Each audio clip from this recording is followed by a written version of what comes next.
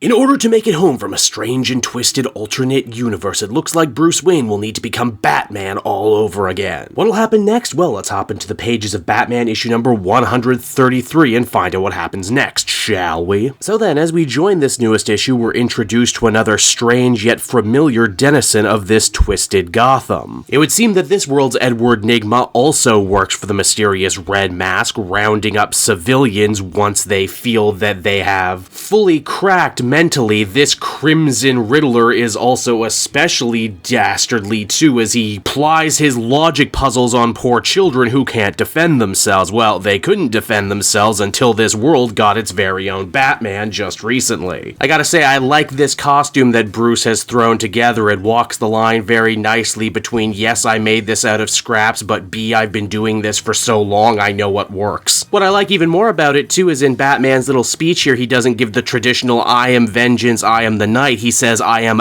their vengeance, talking about all the people that Riddler and Red Mask have been hurting. Zdarsky once again actually has a very interesting read on Batman. In this world, he became the Dark Knight detective because he knew that's what the world needed to uplift it and defend it. Unlike the first time he became Batman, he's not doing it for himself or for his parents. He's doing it for 100% selfless reasons, and there's something really compelling about that. Now, speaking of Red Mask, he's getting quite pissed as the legend of Batman only grows stronger. Further still, Selina Kyle is beginning to question her own loyalties at the moment. She only chose to throw in with Red Mask so long as he didn't hurt children. Oh, but Selina, don't you know mental illness in children is a booming industry? We're just beginning to learn oh so much about it. Also, as we saw in the last issue, Red Mask manages to keep his minions in line via addicting them to drugs, but also it seems that he has his own superpowers as well. So now that Bruce has given the people of this world a Batman to believe in, what's his next play? Well, solve the murder of this world's Bruce Wayne, of course, and the only way he can do that is by digging up his own grave. And you know what? It's not the first time Bruce has done that. He's lived a very interesting life. It's here too, Bruce ends up coming face to face with this world's Alfred. The two had met ever so briefly back at the party that Bruce had crashed in the previous issue, but here they finally get a chance to talk. At first, Alfred is horrified at the idea of someone defacing the grave of his young master, but when Bruce reveals himself to just be another Bruce Wayne from another universe, things start to get really weird. Bruce talks about what a good man his world's Alfred was and how he always wanted to see the right thing get done. And you can tell these words cut this Alfred pretty deep, as he's been more or less keeping his head in the sand following his own Bruce's death. Also, you know what? It's just really nice to have Alfred in a Batman story again. He's been gone for so long, I really miss him. Now, with the help of his new impromptu sidekick Jewel, Batman is able to take dead Bruce's body to the hospital for an MRI scan. Apparently, this guy died of poisonous gas. That's not all that strange. What is strange, though, is apparently this Bruce also has some residual multiversal energy on him, implying that maybe he's not even from this world either. Bruce and Jewel also have a pretty fun back and forth wherein Jewel asks, hey, were you like this, Bruce, in your world? Did you give up your entire fortune and get your hands dirty working in the streets as a social worker, only for Bruce to go, yeah, you know, something like that, you know, I did a little of that, I did a little punching people as a bat, you know, it's a whole thing, I can multitask. It's at this point Judge Dent and the roided up super cops end up cornering Batman in the hospital. Not that he's scared, though. He's been meaning to make an example out of these guys for a while, and Judge Dent will work perfectly. After all, sometimes being a great detective is only half looking for clues, and the other half is just finding someone who knows more than you and beating the crap out of them until they tell you. Judge Dent thinks he has this fight in the bag, what with his access to amazing venom that boosts his strength to the superhuman level, but again, Batman's not scared because, well, no one in this world has ever fought a Batman before. They all think their tricks are new and fresh and exciting, but it's nothing Batman himself hasn't seen before and isn't something that he can't easily dismantle piece by piece. Sadly, Judge Dent ended up being a bust, though. Turns out he doesn't actually know much about Red Mask's operation, though Selina absolutely does, and after getting knocked around by Mask, Selina now has some shifting loyalties, which I guess is just a commonality for Catwoman everywhere in the multiverse, am I right? Bruce is of course happy for the help and admits that it just kind of feels right working alongside Selina no matter what universe he's in. Now, Bruce thinks that Catwoman is taking him to Red Mask's base of operations in Arkham Asylum, only here's the thing, as Selina tells it, Arkham hasn't been an asylum for a very long time in this world, and that what it has become is something much worse, home to the twisted test subjects of Red Mask, those thrown away, used, and abused by this horrible horrifying new world. As the comic ends, Batman gets a formal introduction to Arkham Caverns, but what horrible secrets do they hold? Well, I guess we'll have to find out next time, won't we? And so that was Batman number 133, everybody, and once again, Chip Zdarsky had me absolutely riveted from start to finish. I really like this take on a brand new dystopian Gotham. One wherein Bruce very literally gets the chance to do something that he's never had before, and that is the chance to, well, become Batman all over again. And honestly, it's cool to see him put all these decades worth of experience to work. He's not the same Batman he was when he started. He's smarter, more driven, more focused, but also more sympathetic. The mysteries of this world also continue to grow too, and only become more interesting when you also consider the stuff we learned in the Tim Drake backup story. It seems that both Failsafe and Toyman were screwing around with the same technology that can move people between universes, and this is maybe not even the first time a brand new Bruce Wayne was dropped here. Hell, in that Toyman story, he grabbed a guy called Bioman, who is basically a human version of him in a world that was seemingly ruled by toys. Is something similar happening with Red Mask, Halliday, and the Joker in this world? I don't know, but you bet I'm really invested in finding out the answers to those and other questions. Overall, I would give this one another very positive 8.5 out of 10. I am really loving what Chip Zdarsky is doing on this book, and I can't wait for 134.